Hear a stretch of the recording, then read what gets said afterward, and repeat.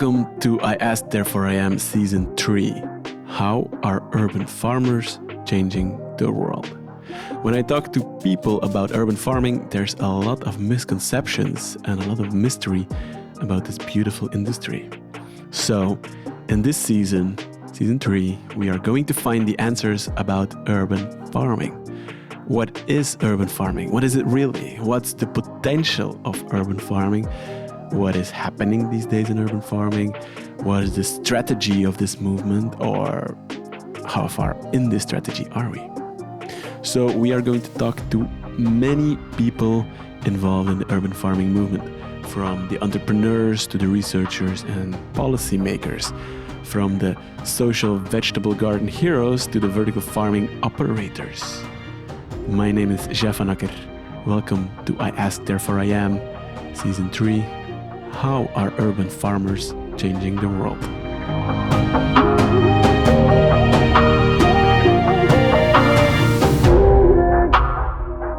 Hello everybody. Before we get into the conversation with Nele, there is some responses I have to give to some of the feedback that I received from the previous episode with Koenraad Depauw. First of all, Koenraad and me were talking about a little green plant found on trees and rocks and is used as walls in cities.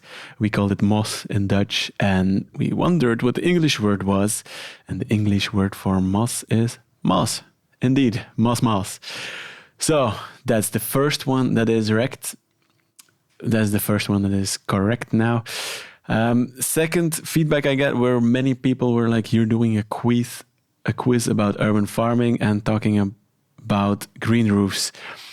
And then talk about the benefits of green roofs as if they are urban farms. Well, yes, technically not all green roofs are urban farms, but if you have a farm on top of a roof, that is a green roof, in my opinion. So for this question, I just assumed that a rooftop farm would be just an intensive green roof. And I don't think many people would disagree with that statement. As a third feedback I got was that many people just wanted to know where urban farming happens. Well, it happens in a lot of places, basically everywhere that's a city. Some places more than other, obviously. I know it happens a lot in Brussels, in Paris, Singapore, New York, Atlanta. These are cities where it happens, but these are just a fraction of all the cities where it happens. There are definitely maps online you can find with urban farms. You can go, for example, to urbanfarming.org. But generally, all those maps you find are outdated. And what you will hear also in the podcast conversation with Nele, urban farms change fast. So they are quickly outdated. The best advice I would give you to know about as much urban farming projects as possible is just to keep listening to this podcast series, and throughout all the episodes you will learn much more from all the experts, and we talk about many examples, the ones which fail, the ones we admire, all of that. And at the moment any relevant data, or if for example an amazing map comes to my attention, I will definitely, all of you, surely let you know. Fourth feedback I got is that when I talked about the diversity of urban farming, that I didn't give any examples of all that diversity.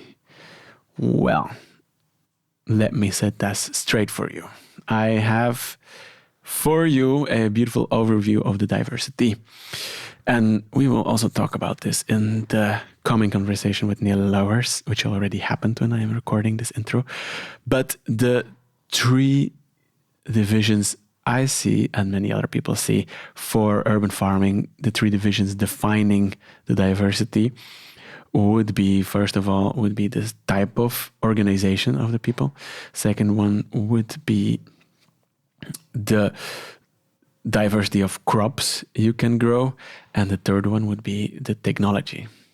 So the first one is very obviously, you make a distinction between, are you just a community project or are you a professional business? And even in between those, there's a big spectrum. You have a lot of overlap in the conversation with Nele. We talk about Peace and Love, for example. That is an organization which is a business, but it's basically running community gardens. So it's not a community project, but it's also not, it is a business. So it's not as simple as that. And another beautiful example also in Brussels is Atelier Groot Eiland, a big social organization not only doing urban farming, but they have multiple plots throughout the city, and they are teaching people on how to grow food. They are helping people get up. Then the second spectrum that diversifies urban farming is the low-tech to high-tech. First of all, you have low-tech inside the soil. You put a seed in the soil and you get a plant. You can put that soil on the roof, and then you, of course, get a rooftop farm. But then that's a little bit more high-tech. Next level you can go is you put a greenhouse on top of that. That's on the normal soil or on top of the building or on the side of the building. And then you get even more high-tech. On the side of the building, a beautiful example of that is vertical harvest in Jackson Hole. That's a 3-story greenhouse on the side of a building. It's beautiful. It's one of my favorite vertical farms. And they are also more high-tech than just soil. They are growing their plants in hydroponics. That's also a next level you can go with high-tech is hydroponics or aeroponics.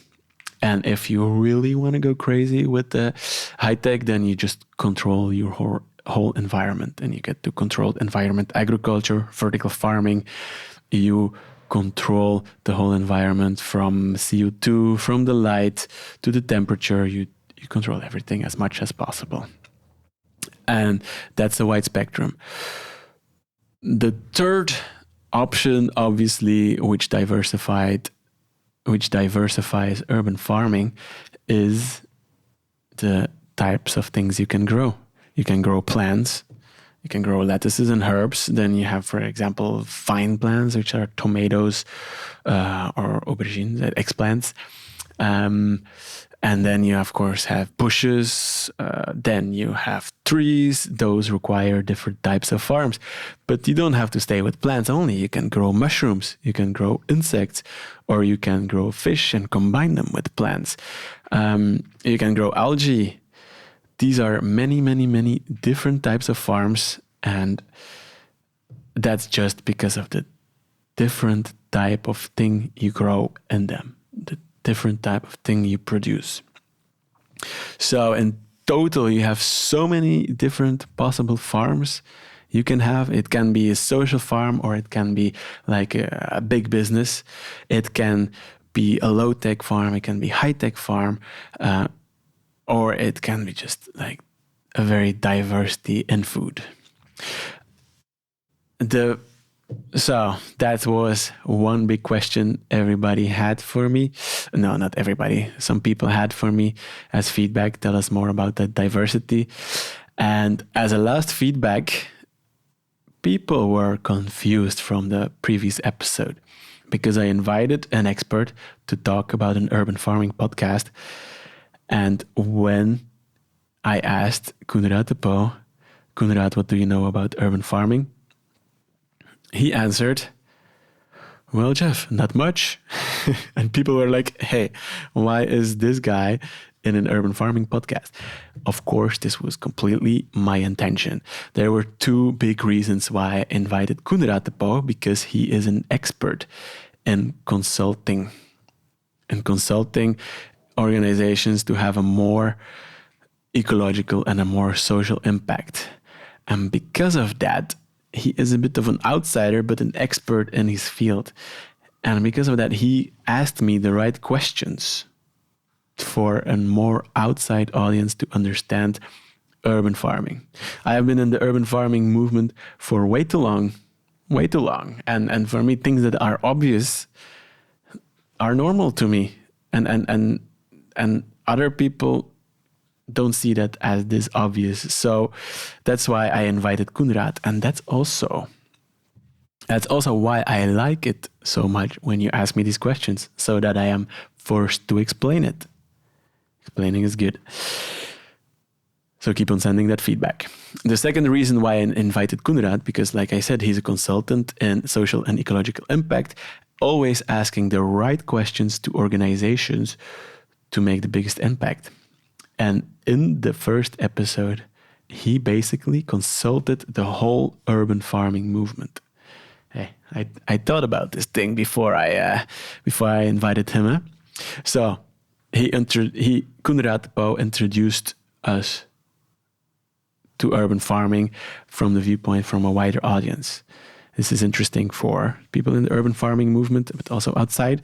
And of course, as in the whole movement, as the whole of urban farming, we got free consultation sessions with Koenraad Depauw from strategies and leaders. So people, this was the feedback from now. Please, please, please, please send me more of these. Like, I love this feedback. I love comments. Just message me, comment on the YouTube video, or just send me an email at Zjef at iaskthereforeiam.com. Zjef with ZJEF, CJEF at iaskthereforeiam. Keep on sending me those questions.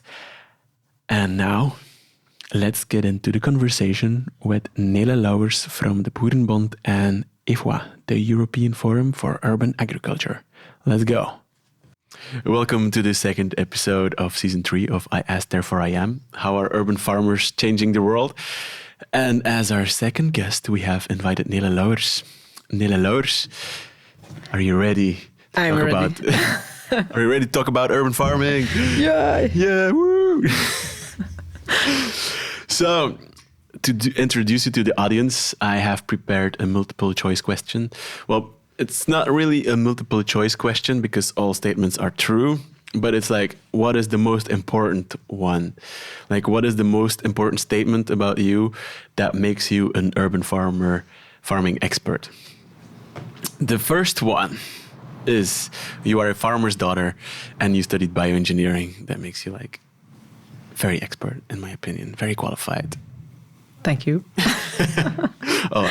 The second one, which also makes you very qualified, you work at BoerenBond, Belgium's biggest farming organization. And at BoerenBond, you are a consultant for new business models in farming with a big focus also on urban farming and indoor vertical farming. Correct. The third one is also one that makes you qualified. You are part of Generation Food, which is this Belgian organization focusing on entrepreneurs around more sustainable food. Yes. And the fourth one is you are part of Efua, or Efua, how do you? Efua. Efua, the European Forum for Urban Agriculture, promoting collaboration, research, and what more? The creation of better policies with urban agriculture. I think those better policies are very interesting. Very much needed, yes. And I'm looking forward to. There's a conference room. There's a conference soon by Efua. Yes. It's the end of March, 29th and 30th. And you can check on the website, efua.eu. So F-U-A... I'm sorry. So you can check it on the website. Efua.eu. Yeah, and this is perfect. The podcast is going to be out by March. Like, it's perfectly like a month before the conference. It's a great announcement. Thank you for the opportunity. We're going to talk a lot about the conference, so a lot of people will be like, yeah, let's go watch the conference. Yes, we really hope to bring together a lot of knowledge, because we will talk about the diversity, and we feel like it's still something complex, how to handle it. And with Efua, we really want to clarify things around urban farming for, in the end, have better deployments, better policies. So really looking forward to the conference. And are you giving a speech or a webinar? Or? I'm coordinating a panel. Right. So with the different stakeholders in urban farming. And do you need an answer to the multiple choice? Yes, I was going to come back to that. To link with that, I think that's maybe the red line between all those answers is that I really like to bring together different people with different expertise and opinions in order to have like a nice discussion and connect and share knowledge in order to make steps forward. And that's something I really like to do in all steps you mentioned. Maybe not the farmer's daughter thing. I just had to work there. when you studied, were you also like the person, of course, organizing parties? And I was responsible of our class. Really, the class responsible? Yes, they are still laughing with that, but I did a really good job. Wow. But something to also introduce you, like something I like about you is that you also went abroad for multiple years together with your husband. Just like 1 year, but 1 year. Okay. I thought multiple. It felt like I did a lot of things. I felt experiences for the next 10 years. So. And you were in Washington, if I'm not mistaken. Yes, DC. Yeah, that's pretty cool. Because 2 years ago you were in the podcast of agriculture, locally grown, and there you talked with Henry about the Flemish farmers' culture, where it's like you had. Keep your head down, work hard, don't show off too much. Is that something you noticed because of your time abroad in the US, that you like had an outside perspective on this? Well, putting your head down, it's very much confronting being in the US, of course, because everybody is just shouting at you. But it's fun if you get to know the rhythm and you get in the flow. And it's true that you learn about yourself and what you think is normal while being abroad, and that's was a very nice experience to learn about things. And I put a lot of effort also there to meet farmers, all kind of, and but then the mentality concerning that mentality, I think the working hard aspect is really common for all farmers worldwide. It's like a shared feeling because you have to handle a lot of complex processes concerning nature and plants, animals. Also in that part of the US, like legislation was also like in Western Europe, and the administrative burden is very high. So next to the hard job outside, you have a hard job inside, and sometimes it's more you get more tired of all the paperwork than of the work outside, and it's a very challenging job anyway, to earn a living. And in that circumstance, it's always difficult to have also a bird's eye on why are you doing this. And traveling gives you a bird's eye on, it confronts you with how you are doing things, because others show other ways of doing it.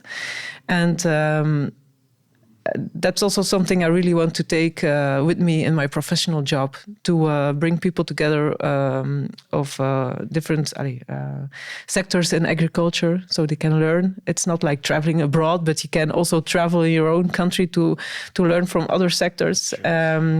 Like we will discuss, I work with urban farmers in BoerenBond together with horticulturists. So if you combine vertical farmers with horticulturists growing salad and tomatoes on a hydroponic way, you have a lot to talk about.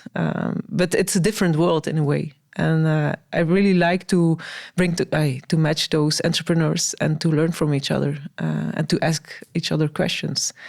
So I compare it a bit like to the traveling abroad. But the hardworking part is, it's very common and it's very much needed. So to stay in business. That's true. I think for farmers, urban farmers. Yeah, is there a difference in hardworking between farmers and urban farmers, you think? Because you've met both. I don't think so. I think urban farmers might be surprised of the hard work, but they also surprised often, when they get into it. Yeah. So, and didn't expect it would be that hard, and it would take so much effort to earn a living. Yeah. I wouldn't expect that. But it's a very learningful process. Let's say it like that. But you see that they also adapt to that, and they find a passion there, which is needed to stay in the business. And they can also handle it. So it's not because you're not born as a farmer or in a farmer community that you can't farm. There are other professions that you also live your job. Or the first farmer was also somebody who never farmed before. That's true. I guess he was that much surprised. Oh, I didn't expect it was that. Yeah, it is a tough job. History learns that. The first farmers really had a hard life. Although I saw some documentaries on permaculture, and they're like, farming is not hard. You just have to let nature do half of the work. But then again, I visited some farms, some permaculture farms, and they're working hard. You know? Of course, if it looks natural, it's a hard job. It's the same with gardening. Well, I guess. Farming is tough, but also handling nature is very tough. It's maybe even tougher. So it's the balance of like some kind of control and work with with nature. But because nature is that complex, you have to have a lot of knowledge on how to handle it. So I don't. Well, the permaculturists I have seen, and some of them were urban farmers too, which was cool. But it's like in a smaller area, but they were just like flowy. They were like, oh yeah, this is a weed normally, but you can also make soup of it, so just leave it, So they're like quite chill about all this thing, and they sometimes just take something out of the soil and they're like, oh, it's fine, just take it out, it's compost now. Well, you have a lot of different personalities in farming. And it's really the goal to have like the right business model for the right person. Yeah. And that's the challenge. That's your expertise. That's a tough job too. We're gonna come back to that diversity, but the first question I have to you about urban farming in itself before we can have an actual conversation. Okay. You've seen the first episode, and in that I did a quiz intermezzo with Koenraad. What's the definition of urban farming? First definition was food production in high densely populated areas. Second one is more production, also processing and also distributing of food. So more around the growing of food. What is your definition? Which one would you apply more to urban farming? Yeah, that's. I hope the answer we'll be giving at the Efua conference. No, yeah, there is a lot of literature on the definition of urban farming. I guess one of the most essential parts is that there is a connection with the consumer in the city and the food growing business. And then it can be situated inside the city or maybe peri-urban. Because there is a strong relationship with those citizens buying the food, but also enjoying all the other services. I think that's a very difficult question. And often in practice we see that an urban farm is like a farm that manages themselves an urban farm because it's part of the concept. Yeah. Yeah, the way I see it, like the whole thing around it, the logistics, and for me that's korte keten in Dutch. That's farm to fork, direct selling. That's more like the food movement, farm to fork movement, and urban farming is actually just growing food. The growing foods, the community gardens, but also the high tech vertical farms. I would say on top of a roof, but that's not a good place for a high tech vertical farm. You could. Yeah. Okay. So what I say, you're more also into the food movement kind of definition, I feel, right?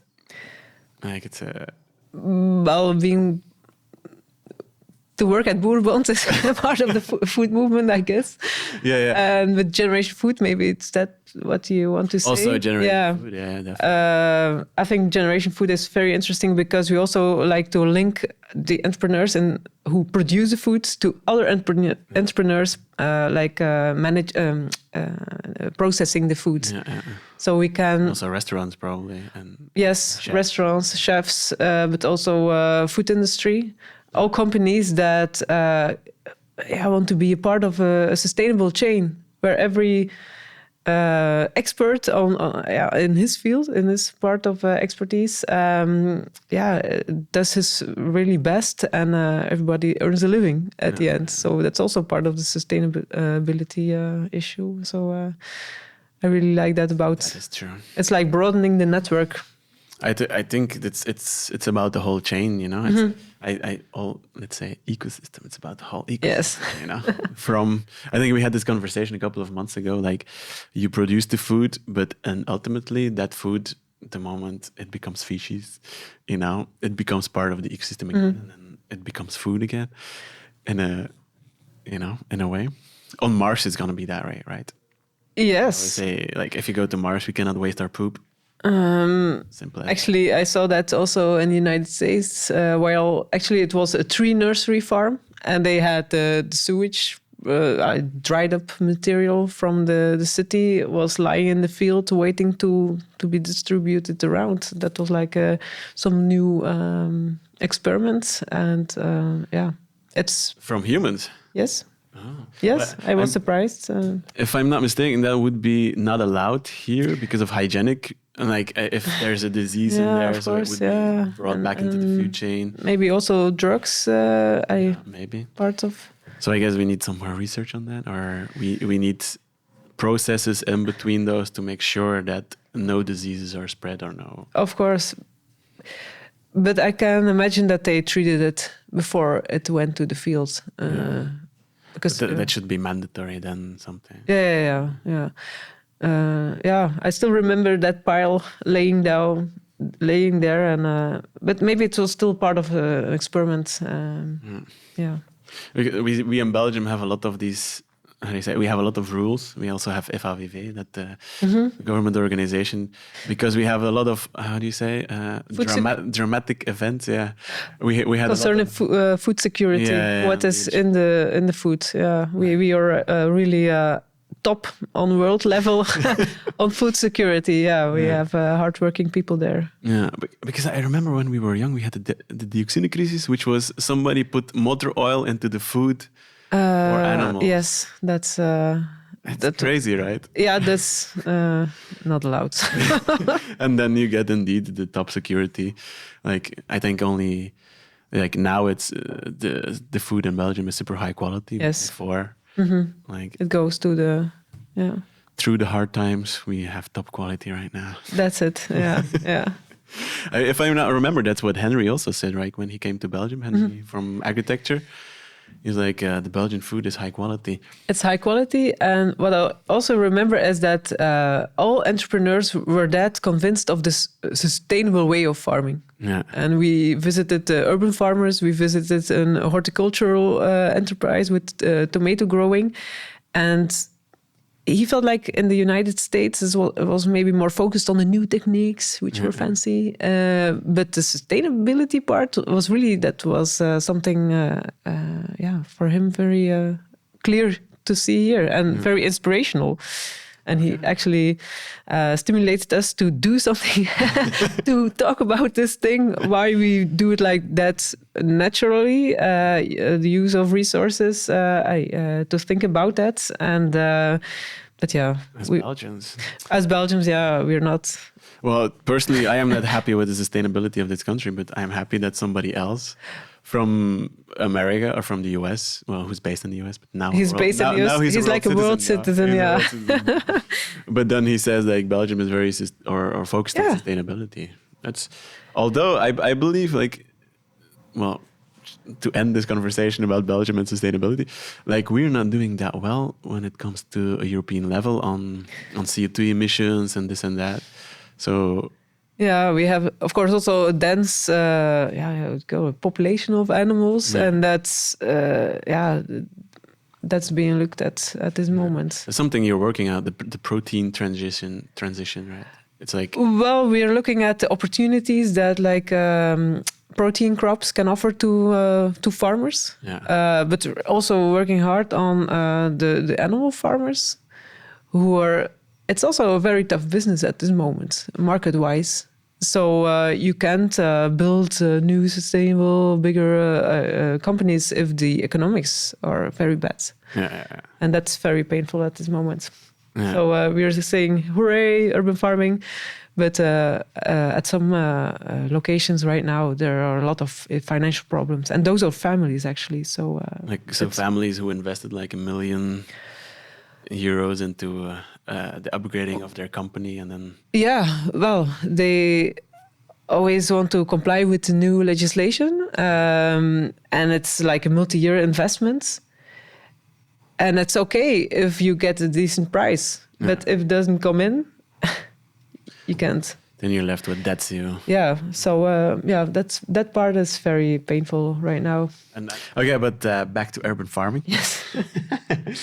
What do you like so much about it? Because you slowly got into urban farming. Mm-hmm. You became like a big star in urban farming in Belgium, and now a rising star in Europe. I am from today.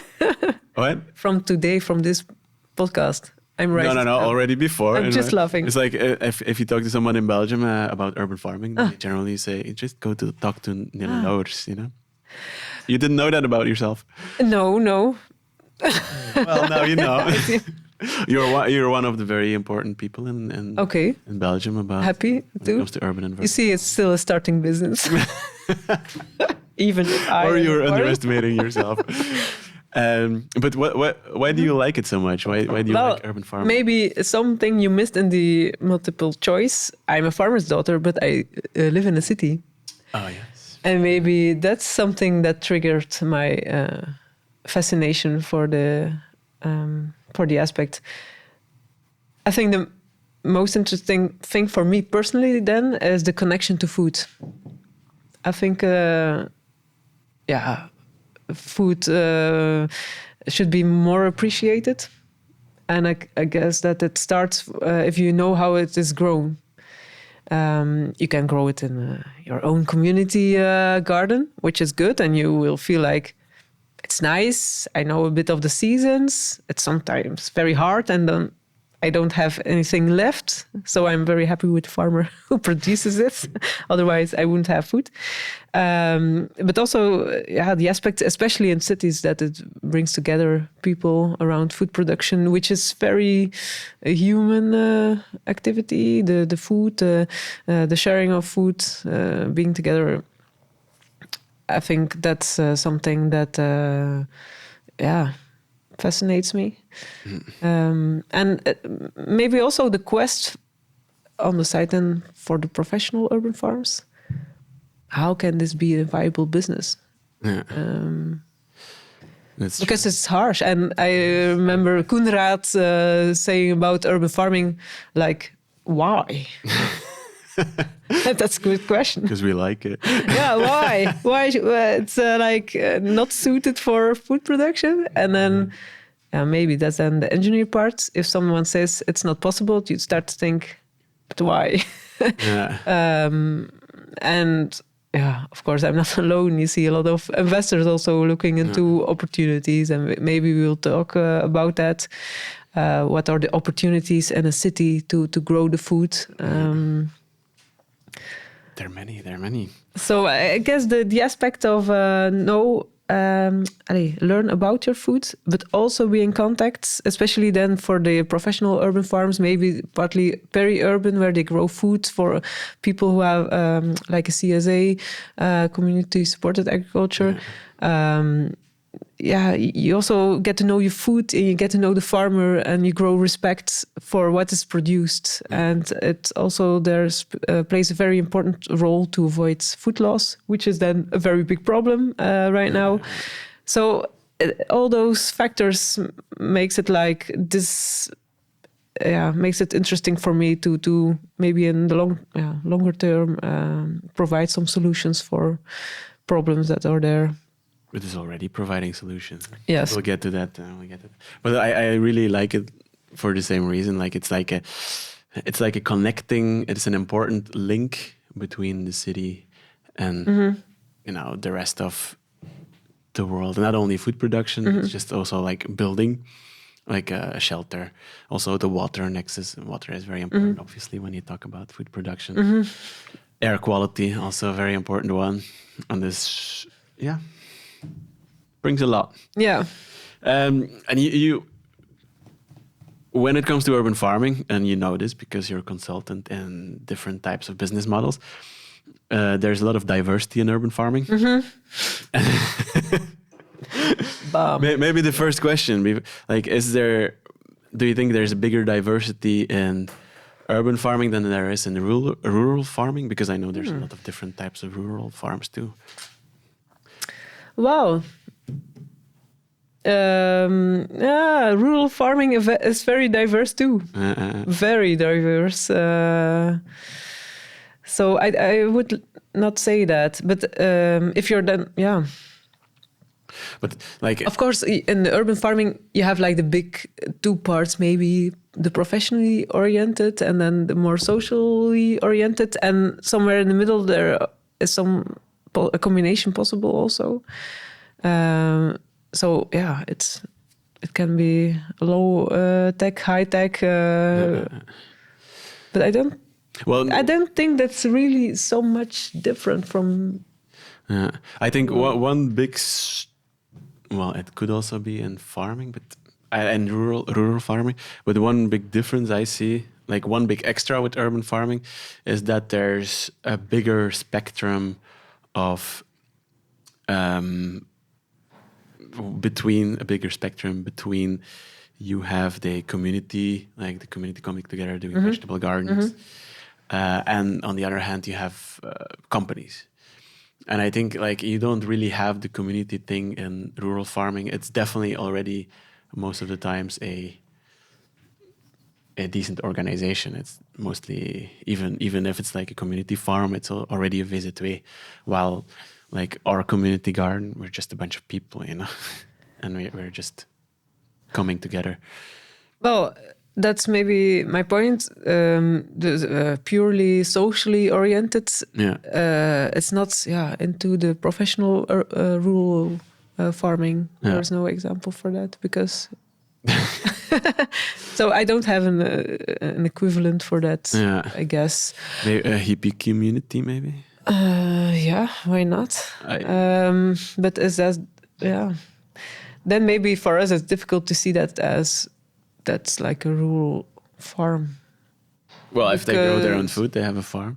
And or maybe we still identify like a farm as a professional business. Okay. Yeah. So that I also make the difference when it comes to urban farming. When it's not professional, I tend to call it the garden, or a community garden instead of a community farm, which then implies. I think that's also the distinction they make. There are, I think, and the most recent research from the Efua project, which will be presented in March on the conference, is that before we were looking at it like urban farming, urban gardening, and I think they put some extra categories in there. Because some are even like a combination of the two. And well, you for example have Peace and Love in Brussels and Paris also. Yes, they professionally do a farming garden. Well, like so the environment, garden. The environment is like professionally organized, but you farm yourself. I think they still help you even with farming. I think you just go in and harvest something like that. I'm not sure. I should get somebody from Peace and Love on this podcast.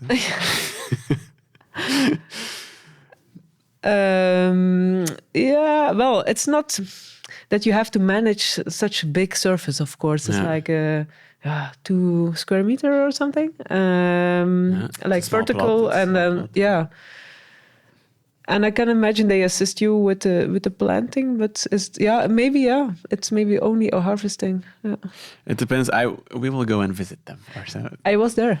You were there. Oh, come on. But some time ago, and those companies sometimes evolve. But that's true. They evolve, and I believe they have 3 or 4 farms already, right?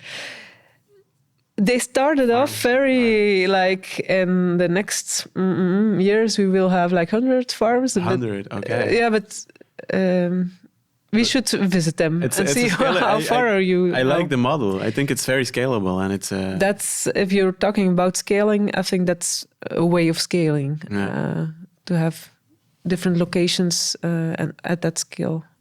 It's another meaning that than in rural farming. If you think of scaling, mostly people think of one spot and then and then I'm sorry, and then scale at the same place, or maybe some places that are near each other. But the scaling part in cities will be in a way like peace and love do. Yeah. Every rooftop, every empty plot is gonna be a peace and love type of farm. Yeah. Or is it a farm or is it the garden? They call it themselves an urban farm. Well, yeah. Well, it's gonna be something that slowly in the next years, it's gonna be probably just standardized without us really knowing. It's just gonna be widely accepted. This is a garden. This is a farm. Probably spearheaded by conversations made at Efua, for example. Definitely.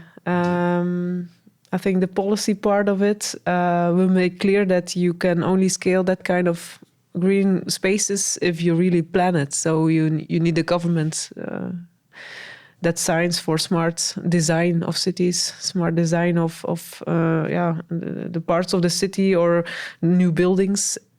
And if we understand well the benefits, they have the tools to make decisions that can make or help those companies scale.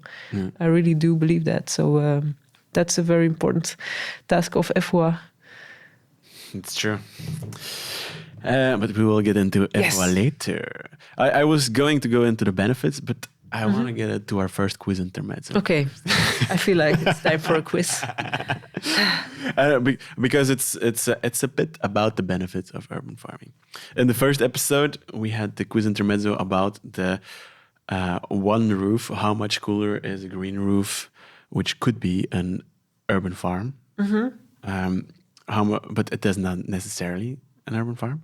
It's just greenery on top of a roof. How much cooler is that roof? Yes. And it's generally more than 3 degrees. We're talking about summertime, obviously, or we're talking about tropical areas like Singapore or something. Now I've looked up some numbers, and I have a new quiz question. I looked up some numbers going wider. This is actually an old study from 1995. There's a simulation performed by the Institute of Environmental Sciences of Tokyo Metropolitan Government. So Tokyo. Yes. It says warmer than Belgium. It doesn't go below 0 in Tokyo, so it's like subtropical. Okay. Kinda. It's important to know. In that simulation, they saw that the maximum temperature in summertime increased by at least 2 variables. The first variable was the exhaust heat produced by machines like a car, but also like in air conditioning. Yeah. They produce heat. And that increased the temperature overall in the city by 0.4 degrees Celsius. That's a lot already. Yeah. The second variable was the loss of green space. That heated also the city up in total. Now, I didn't see how much green space was lost. So that's actually making the answer for this question harder. Yeah. But let's just assume it's going to be like some parks that went missing and some trees that were cut and instead of a street with beautiful trees, you have now just a street. I'm very surprised actually because it's concerning Tokyo. They are very into gardening and green. Well, now they are, but this is 1995. Oh, it's part of their culture. I don't know. But okay. If there's somebody from Japan, please help us here. But the question is, how much did the heat increase of the whole of Tokyo by the removal of the loss of, by the loss of green space? Is it also 0.4 degrees? Is it 1.4 degrees? Is it 2.4 degrees? Or 3.4 degrees? Like the increase of the whole city in temperature in summertime, the peak temperature. 2.4? Almost. It's 1.4. Okay. 3.4. Yeah, That I would be a lot. didn't recognize it, like the trick Koenraad applied. What was it? The intonation in your voice. Yeah, but was it neuro-linguistic programming? Yeah, I can't repeat that I different was words. thinking like, this must be a life hack. I need to know this too. I haven't looked into it yet. So maybe by the next steps. Yeah. Then I can protect myself against being read. Maybe. I don't know. I like being expressive in my face. Yeah. But this quiz intermezzo is 2 questions. Okay. Because there's one following. But still, it's 1.4. It's a lot. And in total, it's 1.8 with the heat exhaust, and then you have less greenery. So your city is much warmer. Of course. Yeah. And then in the 2000s, and that's probably why Tokyo is now full of gardens. In 2000, they did another study. And this was the New Energy and Industrial Technology Development Organizations. NIDO, in short, they calculated how much lower the temperature in Tokyo would be if 50% of all available rooftop space were planted with greenery. Wow. And the first and foremost benefit would be like if you reduce when it comes to energy, you reduce the need for airco. But how much cooler would it be if 50% of the rooftops would be covered in greenery? I'm not sure if that means green rooftops. I think it also means just like put pots on the roof. Yeah. Pots of plants. So the 4 options are less than 0.1 degrees Celsius. Option B would be in between 0.10 and 0.8 degrees. The option C would be between 1.1 and 1.8. And option D would be between 2.1 and 2.8. I say D. You say D? You say between 2 and 3 degrees that it would I'm lower. ambitious. I'm bad at quizzes. Well, I do have to say it's a bit of a trick question. The first question was the peak temperature, so it's always a bit higher, the difference, and this is just the average temperature of Tokyo. So in that way, I mean, B. Well, that's completely correct. Yeah, if I have all the information. It's in between 0.1 and 0.8. Okay. So it's a lot of reduction already. And I think it would be much more if it would be 100% of all roofs. Yeah. We just got into the benefits of urban farming. And when it comes to benefits, what is your favorite benefit? Yes, my favorite benefit. Yeah, it's twofold, I guess. Can I answer? Give 2 answers? Because I will the deduct first some point one from your quizzes. Yeah, No. maybe the first one I already mentioned, like the connecting of people and connecting to your food and to the farmer. But I'm also triggered of how food production can be how it can solve some city problems or challenges. Like I think you mentioned it also in the first session, the waste streams from cities or the heat that would be lost. Can you put it in a greenhouse or something where you can grow foods? Excess energy. If you have green energy, and it is not used, so it's difficult to manage. Can you put it maybe in a vertical farm? Let's say it like that, or Also do a Bitcoin mine, for example. But let's say on the food production. I saw the combination of a excess energy and a Bitcoin mine, and the heat from those computers were used to to heat a greenhouse. Yeah. You know, 3 things. 3 things, and you feel like that is like done connecting the food production / maybe a little bit rural to urban communities. And I'm thinking then about Agrotopia, which is not a professional urban farm, but is really on the edge of like an urban center with a rural center, and also using excess heat to heat a rooftop greenhouse. It's a very exciting place, I guess, because it's also on top of a building of a farmers cooperative. Yeah. So it's near the, let's say, traditional or rural farmers, and they bring in that new technology because they are aware of how can we produce at low surface or in small spaces like vertical and all new ways, and also bring it in the community of farmers. So it's not like a very far away world. No, those are techniques that can be interesting for the future for all farmers. Yeah, and Agrotopia is new, huh? Yes. Like 6 months opened now. Yes. And is it now the biggest rooftop farm in Europe? It's, I understood, they call it like the biggest rooftop facility or greenhouse for research in Europe. So, but I guess that's also like it's 9,000 square meters, so 2.2 acres. It's quite a lot, and the growing surface itself is like together 6,000 square meters. So, but the one in Brussels is 2,000 square meters, so that's on the abattoir.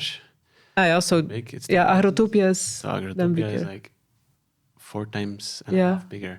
That's bigger. That's the biggest rooftop. Yeah, possibly. For now, of course. They're gonna be. Yeah. They're always a bigger fish in the future. Yeah. But yeah, that would be. And how is it that you went to the opening probably? I couldn't go because I had the big event in that weekend myself, and I was rather preparing. But also in spring they will have like some international days planned, and I will go there and also represent Efua and have a look. But I was there when they were building it, like putting the first pillar. Yeah. Okay. Is it open to the public? It's a research station, so I mean, when they do the international days, would it be open to? I should check the website for that. I'm not sure. But if you're in the business, I guess you will have the opportunity to have a look. But a lot of the listeners, a lot of the people listening at home are not into the business, and maybe they are interested in meeting a lot of people at one of these events. Yeah, maybe I can suggest them to have like an open event on a Friday evening. Yeah. Well, I will check it. Agrotopia. Yes. Well, I will check it on the website, and then we'll see. Because I want to go too. You know. Yes. I do a podcast, but I am not in the business at the moment. So. You're doing a podcast into the business, so I think that would be a great location to organize a podcast. Or a series of talks of people who are passing by, or like a flying reporter. Okay, we can. We'll see. I have done things like that in the past, so we might. We'll see. Yeah. I will make some plans. But coming from the benefits of urban farming, like you actually posed the question the other way around. I first asked you the most important one, and then now I'm going to ask you what are the benefits in general of urban farming to you? The benefits, so we might have talked a little bit around. Yeah, it's like a recap of like benefits and. Of course, because it is called urban farming, and now I'm talking about all diverse forms, like the professionally, but also the social projects, which are maybe with the people involved much more bigger, concerning the amount of people involved. But of course, you have a central part of food production, and which can say, it's a benefit because you have local food production, you can learn how it is produced, and you have the connection, etc.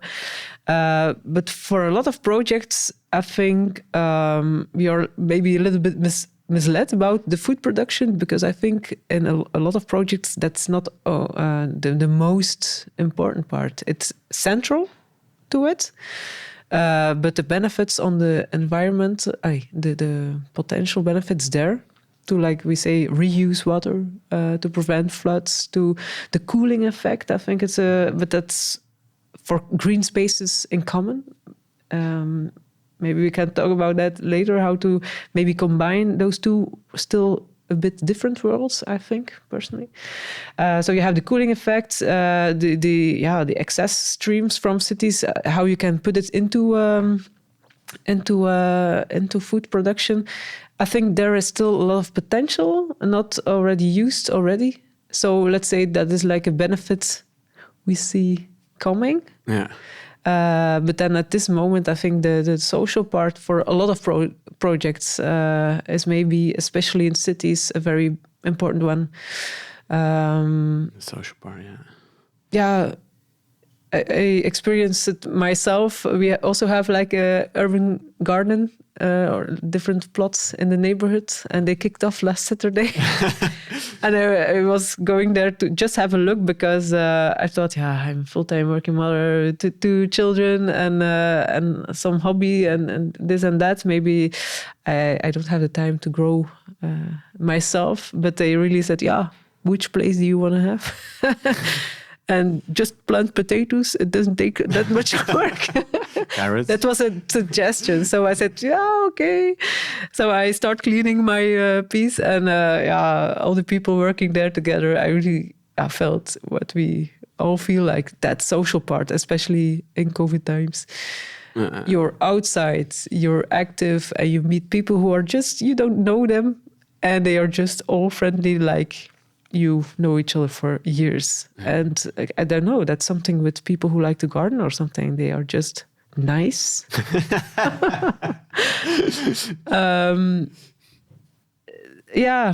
Especially, I think we are like challenged now in the city to live together with a lot of people with different backgrounds, and we tend to keep distance and all that, and it's not good for us as a human being. So I think the social part, the being in the green, the mental health, so you have the togetherness, but also being into green, and that is really proven by a lot of research already, that it's very important for your mental health. That's I guess a very important benefit right now. Supplementing the nutrition, you have the nutrition of the mind. It's soul. Yeah, an important part, I guess. Yeah. I do really like what you're saying, because that's also something we are doing in BoerenBond. We have like a small group of where we match urban farmers with rural farmers. It's more specific on vertical farming / then horticultural hydroponics, lettuce and tomatoes. So they have a little bit of the technique and the reuse of resources in common. So they are both looking at that technical part, but they have a very different business model. The rural located horticulture enterprises, they are often selling through a cooperative it goes abroad or it goes to the retailers. So it's rather the long chain, and a lettuce is a lettuce, and it should be very the same the whole year around. And it is lettuce, let's say it like that. But then the urban farmers, they are really setting up a concept around their product. It's not just lettuce, of course. It's much more, and it's not only fun, because you combine entrepreneurs or food producers with kind of a little bit the same product, but it's not the same. And the newcomers, let's say it like that, maybe not a good term, especially as the longer they are in business, that I still call them the newcomers, but relatively, let's say it like that. The urban farmers who are more recent in business, they learn a lot on how the food is produced and the processes, which is then like very familiar for the businesses that are already more than one generation there. But then the existing businesses learn a lot about the concept and how to reach that customer, and those are really fun conversations. Well, fun. Also learning You should do it on a podcast. Yeah. But we also try, of course, to create some trust and of course, and of course. not everything that is said or asked, because That's true. I push to ask the stupid questions because they are an not interesting conversation to have. Like, if you know two people, an urban farmer and a rural farmer who talk very well, and we put them on a podcast together. I guess we once did that, but not on a podcast. With the vertical farming no nonsense nights. Yes, indeed. Where we had the Brussels endive grower. Which is like grown hydroponically, vertically, but without lights. For the people in Dubai, it's a Belgian specialty. Very nice white crops. In the US, it's standing next to the lettuce shelf. Because they think it's a lettuce, but of course it's very nice, and that kind of conversations it's very fun. That's true. It was not recorded, unfortunately, only in our minds and our memories. Yes, we have nice pictures. Vertical farming, no nonsense night. That was a good time. We need to do more of those, Nele. Yes. And very funny, you also mentioned Dubai. For people like, what, Dubai? We were talking about Dubai in the last episode. Because urban farming has a lot of potential in Dubai to help the city, especially with their waste streams. And the Burj Khalifa, I pronounced it wrongly. I said Bir Khalifa in the previous episode. Oh. Apparently it's Burj Khalifa. And maybe now I'll pronounce it wrong again. But now we have Dubai, we focus on Dubai, and Japan now. So we have 2 countries now. And to be honest, actually, like you mentioned, I would be an expert here. I feel like those are totally different worlds if we were talking about urban agriculture. I can imagine Dubai is, if they are looking into urban agriculture, it's the high-tech option because they have a lack of water. But if you look at other parts in the world, in cities where people grow their food or even their pigs on their rooftop, it's more a way of surviving. And that's interesting to see in Western Europe or in the United States. It's like a fancy way of food production. But in a lot of big cities around the world, it's like just a way of surviving. It's nothing fancy at all. It is a way to have your food and not to die. So there are some differences. It's not fully captured in the study of Efua, but we will talk about the less developed countries also. To have a look into that. Yes. So that's less developed countries around the world, or yes. Interesting. It's very interesting. We try to have a broad view on the topic. Okay, but actually, Nele, yes, you didn't completely answer the question. Oh, what's your vision for urban farming? I think I asked that question 15 minutes ago. What's my vision of urban agriculture? I think the work that Efua is doing is very important. Because it's still something quite complex, because of its diversity, but also because you bring in like natural processes into a city environment, which makes it even more complex than in the rural countryside. So my vision is that we better understand how to manage it, and that we really can support the potential benefits of the reuse of water, the cooling effect, all those environmental important topics, and that we also can manage like the social part. So it's more, and it's maybe more about, not so well, it's always difficult to make an opinion, because sometimes you include the peri-urban area, and sometimes people are just thinking of rooftops and buildings. But if we are looking into the city, I think the food production, people will learn that it's an essential part of the identity, but it's not the most important benefit.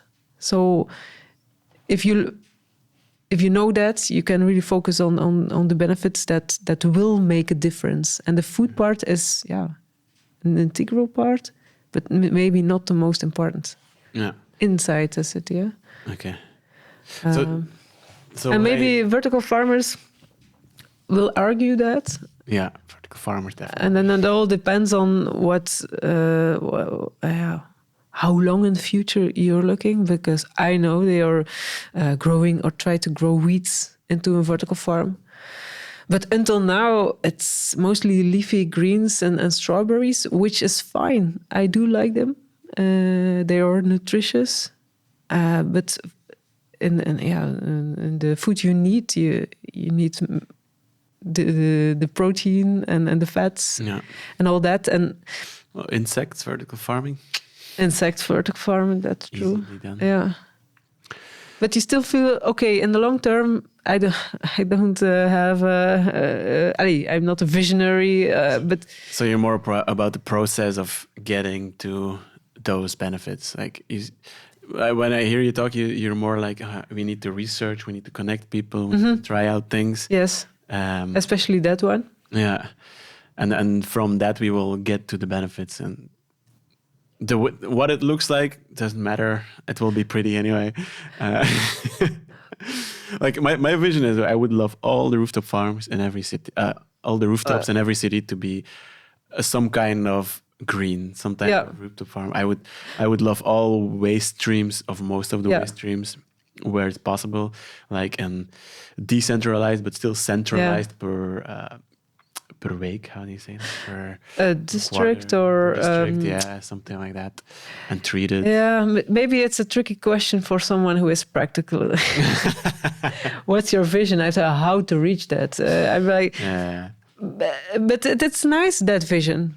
Yeah. But it's just sometimes that complex that people don't get it, don't understand it. You have to combine a lot of expertise, and maybe also part of to reach that vision is also like for governments, not only to understand it, but to get organized with all the knowledge they have in the different offices apart from each other, making decisions apart from each other, that they also come together with different experts to look at an ecosystem way. But it's all easily said. But it's not that easy done. And bringing nature into a city, it's. I think it's never going to be nature. But I like the way of thinking like nature. I call it. Yeah. But first, quiz intermezzo, and this time more about the scaling of urban farming. We talked about peace and love that has huge potential of scaling up, and there's already multiple farms. But another company in Europe, originally from Berlin, but now in Amsterdam, they recently, the end of 2021, they successfully finished a financing round and got 200 million. All right. 200 million euros. That's very decent. But in that process, a company, of course, has to be valued. Mm-hmm.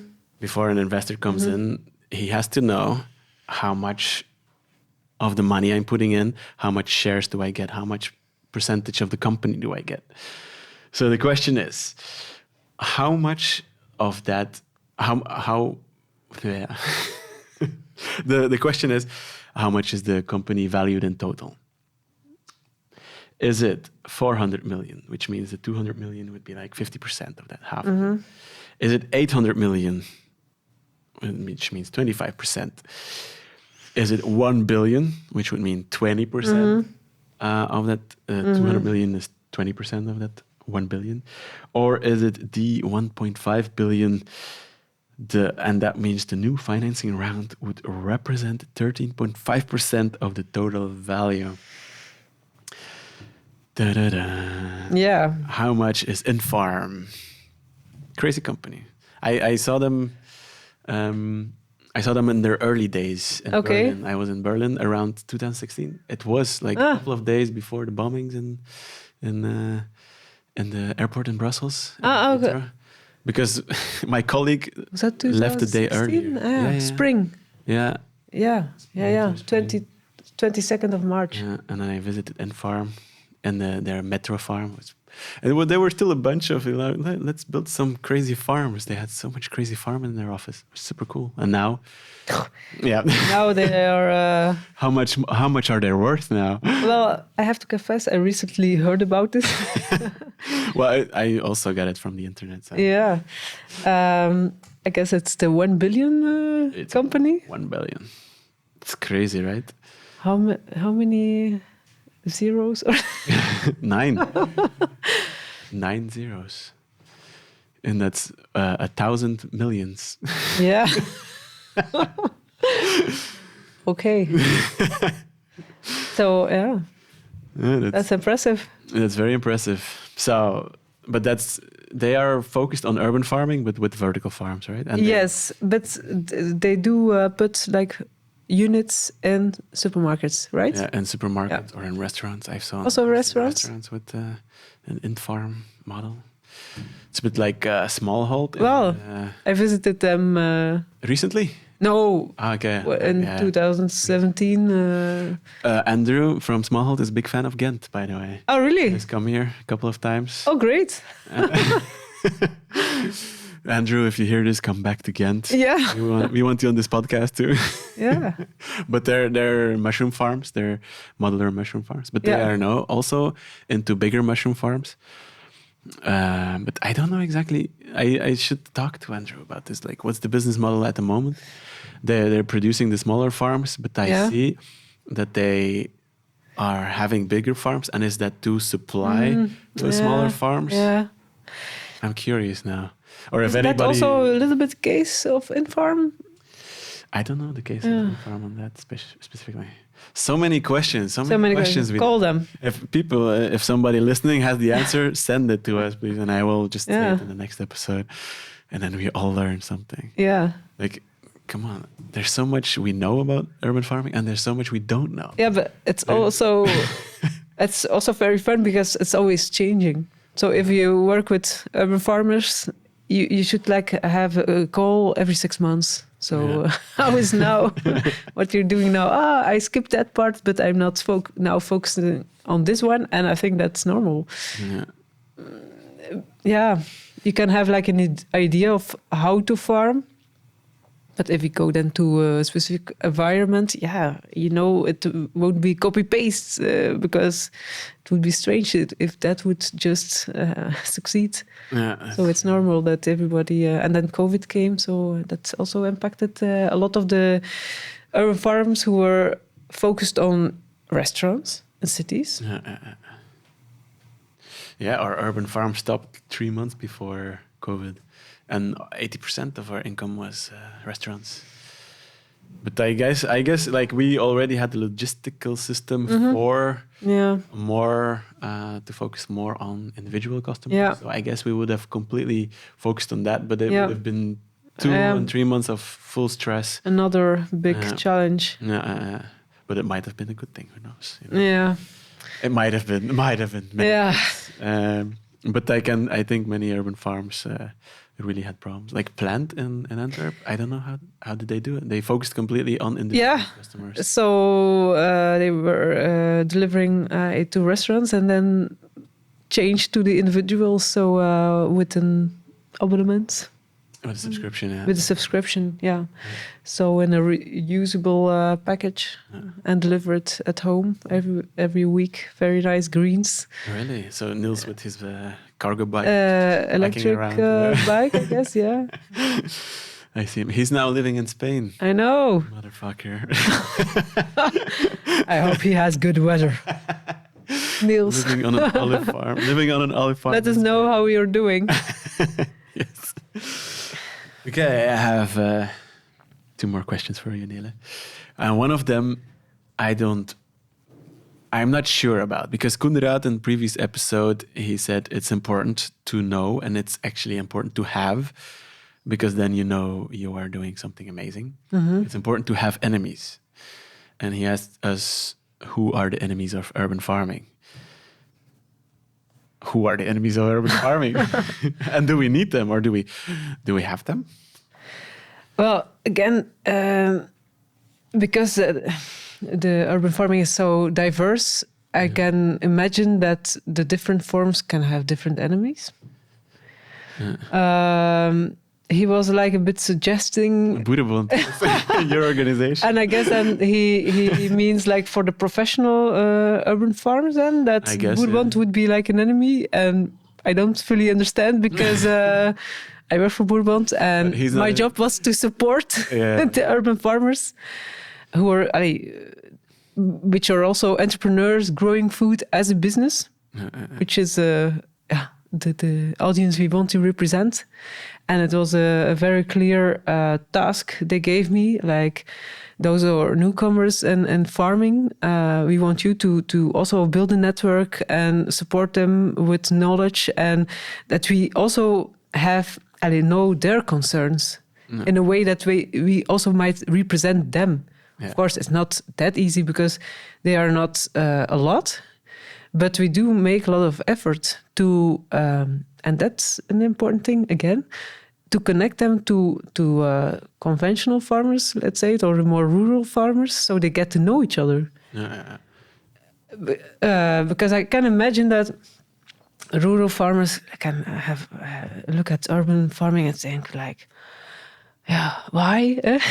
The why question, and I don't see it. And why are they doing that? But they're not really enemies of urban farming. No, and especially if you bring then, and we often do that also. If we visit, we also visit other companies and farms during, if it's not a high season in farming, with groups of farmers. And if they are in a professional urban farm, they are also impressed and maybe also like touched by the entrepreneurship and the passion that entrepreneur feels for his urban farm. Yeah. And it's really nice to see that happen. Of course, they might think, that looks a little bit strange, and is this going well, and how does that work? And a lot of questions because it is still another environment. So they might have or get difficult questions like, why are you doing this? But it's to us as an organization to be a bond or to create a bond between different kind of farms. Build a bridge. And that is what we actually do every day between all different sectors. Farms with plants, farms with animals, farms with trees, mixed farms, small farms, moderate farms, big farms, to create like a bond between those, an understanding. Because for us, that's very important. If we want to be a representation of the farmers in Flanders, and we are the biggest organization in Flanders and the Austrian part of Belgium, we need to create a bond between them in order that they can discuss topics which are for all of them very important, and come to a same standpoint or opinion on a topic.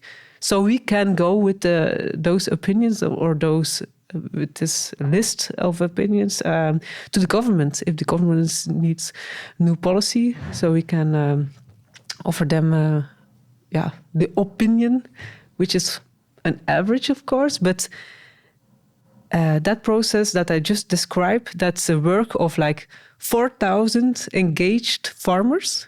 So we are an organization of 16,000 farmers in Flanders, and Austrian part of Belgium, Oost-Belgium.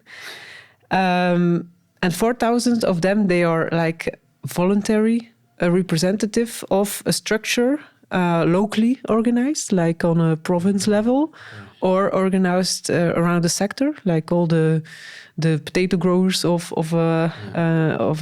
Flanders. And they sit together and discuss topics. Yeah. And that is, I think a lot of people underestimate that. It's quite an engagement. That's members. That's a really big engagement. And it costs us blood, tears, and a lot of time.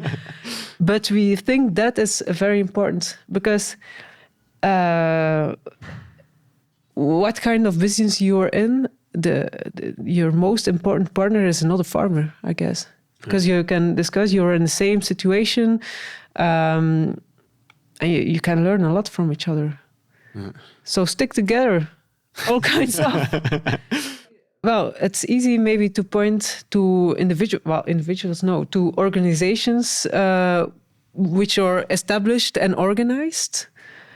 But I think you're on the wrong way of thinking then.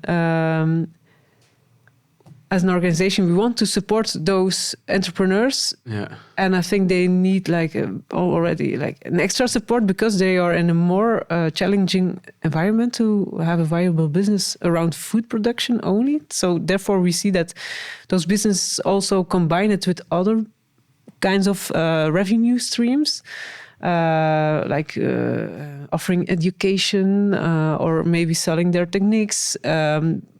Just because it's so difficult to have that business model around food production, knowing that you have very efficient food production very near of the city and with a very strong logistics. So it's very difficult to gain your place in the market for that. But because that is challenging, we are really there to help and help to set out realistic plans for the future. So in that way, I think the combination with existing farmers can be very useful. Yeah. And then if you talk about social urban farming, let's say it like that, I don't see there any enemy. Well, I think it's hard to find enemies because urban farming is so nice and has so many benefits. On a conscious level, it's hard to be against. So not many people are against urban farming consciously. But I think it's just it's not yet widely adopted yet because of economical challenges. Also, but don't underestimate also all the things you want to achieve with it. You want to produce food in a city, which is not easy. It's complex. You want to connect it to all kind of streams that are existing in the city because we see a potential there. But there are a lot of question marks. So the complexity itself, I think, is an enemy. The challenge is and it's difficult, but and that it's there's a lot of positive effects, and that makes it a challenge in itself. Yeah, and maybe also the part that people underestimate what it is to produce food. To produce food. Because we all see it on Instagram and it looks nice and fancy and we have nice talks, which is important to share the experience. But how many people do it? How many experience it? Well, how well can you compare growing food in your garden or in a vegetable plot and a community garden to professional farmers, to professional farming? I feel like especially last summer in Belgium was so bad, so wet, that so many crops failed. And even people with gardens were like, oh, my tomato only has one tomato. and they feel much more the pain of the farmers when they're growing themselves. But it's not the same work, you work 1 hour in the weekend or something, or... Yeah, that's it. So it's a totally different dimension.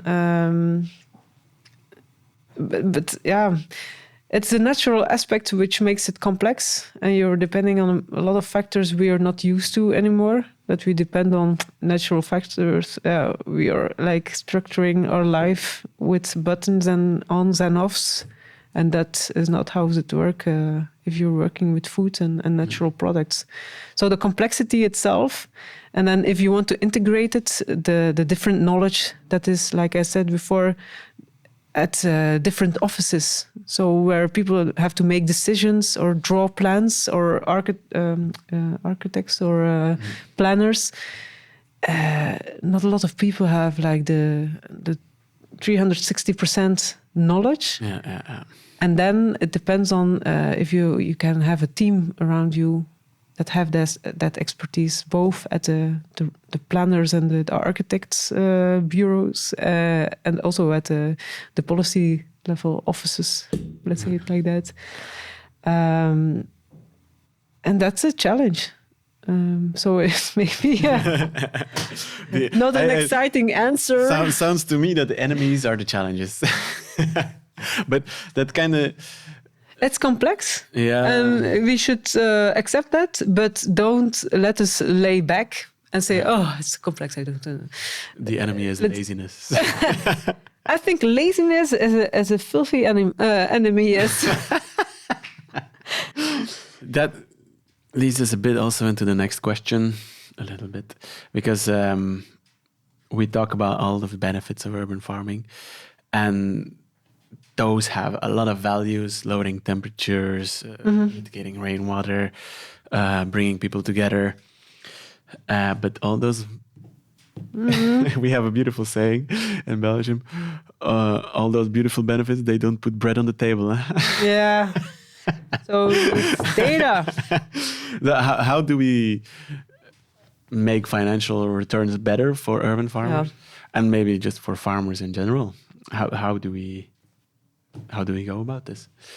Do we more research, different economical system, better legislation, is something like that? I remind myself of the answer of Koenraad, or the question that he said, like, it's complex. It's not an answer. We need hard data, and he's right. Yeah. I think we should put together, and I'm sure that is already done at some places, but we should bring together data on the environmental benefits. How much water can you capture? I remember when I was in DC, I met a professor of the Maryland University who was measuring the water capture on green roofs, both on an urban farm, on an urban rooftop farm in DC, and also on other green roof farms. So I'm ready to contact him and ask him if he can bring together some results on that. So I think those are very important data that are important for a city, but also on the cooling and the heating, because also there you have then other studies that say, like, if the temperature raises, what is the effect on the health of people, maybe also on the death of people in cities. So that kind of data is somewhere already in the world collected, and we should broaden that. And if we have that data, what do we do then with it to bring more money? Well, you compare it to what is the cost of another infrastructure maybe built to have the rainwater captured. Yeah. Because sometimes then you have to build a catchment, or I don't know, is that the right word? But build a place where you can capture for some time the excess water before it then runs off steadily and slow. But that also needs infrastructure and place. Yeah. So if you set it off against the alternatives, I think the benefit I liked also, like the connection and the well-being of citizens. That's maybe a difficult one to measure. It's like a lot of health studies. How do you really connect more green to the mental health? It's already been done, but I think that's a little bit more complex to also like translate it to data. What is then the alternative of a higher cost for health? Yeah. But we should do that. And also on the economic side, what is the turnover of companies? How much people do you involve or do you employ? Like Les Champions de Bruxelles, which you like very much. Yes. They have a lot of people employed there. Yeah, that's true. It's a nice atmosphere. You feel like, this is a nice place to work. So those are, people you give access to work, which are maybe otherwise, paid in an alternative income. So if you count that, I bring that all together, I think you can. Okay. So we really have to look at how to make this concrete, how to make this clear. And set it aside the alternatives, which at this moment might cost money. Okay. For the Efua conference in Rome. Yes. It's broadcasted from Rome, but everyone can will follow you it. be in Rome? No. But you will do a panel. Which panel will you do? It's different stakeholders. So it can be farmers, but also other companies who are in... I must confess, I still have to... You still have to organize it. No. I have to prepare the specific topic. Okay, stakeholders in urban farming. Yes. Sounds interesting. Yes. Okay. And I think I will use your questions. What's your vision? What do you think is the most important benefit? You can also make some promotion for this podcast if you... Yeah, like Zjef mentioned in his podcast. Follow I Ask, Therefore I Am on Instagram, LinkedIn. Yeah. Also Patreon. YouTube, definitely YouTube, of course, yeah. Spotify. Yeah. Okay. Thank you very much, Nele, for this wonderful conversation. You're welcome. Thank you for having me here. I hope it was my pleasure. It could contribute something to the discussion and the knowledge. It definitely has. And I hope to see you in Rome. Thank you.